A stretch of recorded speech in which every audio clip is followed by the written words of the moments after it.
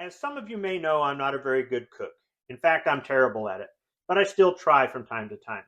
Today I made rabbit stew for the first time, and I thought I would share my quick thrown together recipe for it in this video.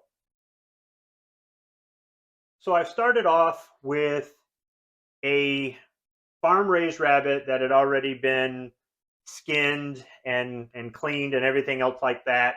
It was in a vacuum sealed bag that I had in my deep freeze for about a year before I thawed it to make this. The only vegetables I put in it were red skin potatoes that I peeled and cubed, celery, carrots, and a whole sweet onion that I cut into really wide slivers. I used Bob's Red Mill premium quality pearl barley, a lot of it, and I used Knorr zero salt chicken bouillon. So I used 8 teaspoons of this and 8 cups of purified drinking water. I also added some ground white pepper, some seasoned pepper, and a little bit of Lowry's seasoned salt.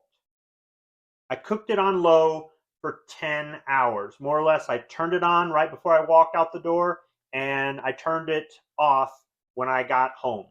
I don't know that it takes 10 hours to cook a whole rabbit, but the meat fell right off the bone when I was going in there with tongs and a ladle trying to pull as many bones out as possible.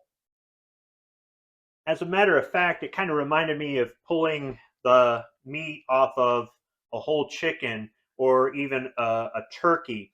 The rabbit has light and dark meat. There was a little bit of fat. There was a little bit of skin, but for the most part, it wasn't that hard to extract as many bones as possible. There's probably still a few small vertebrae or something in there, but it really wasn't that hard to remove all that. And the crock pot is nice because it'll do all the work for you while you're at work all day making money. So the reason I didn't add a whole lot of salt to it and I used a zero salt bouillon was for health reasons. Some people need to keep an eye on their salt, sugar, things like that. So it is a little bit bland. I've already tried some off camera. It is a little bit bland, but somebody can add salt or any other spice to taste. Also, I considered cooking this with some hot peppers, serranos, jalapenos, fresnos, maybe even habaneros. All throughout the day, the meat would absorb that spiciness, that heat. But in the same sense that I made this for somebody who's looking for a healthy alternative, I'm also making this for somebody who maybe doesn't like spicy foods. So I'm going to spice it up a little bit with just some ground cayenne pepper.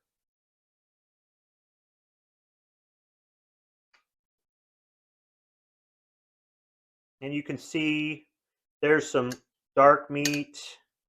Somewhere in here, there's some light meat. I think there's a piece of bone right there. There is.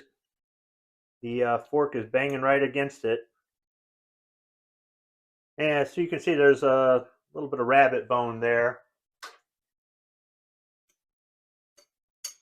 Otherwise, it's really kind of thick. I think that has a lot to do with the potatoes and the barley. So let me go ahead and try some with this cayenne pepper on it. You see it's dark meat.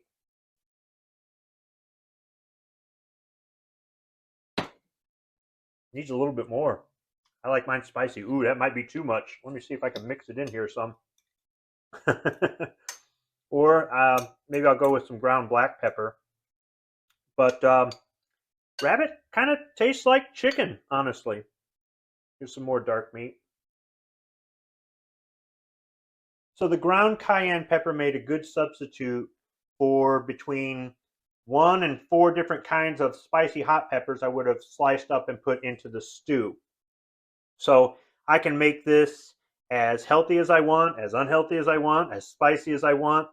It's really easy to make. And this is kind of a proof of concept for me because somewhere in the future we might raise chickens and even rabbits, and maybe rabbit stew or really anything with rabbit might be on the menu here in our home. You never know. So I've dished out some more, added a little bit more cayenne pepper.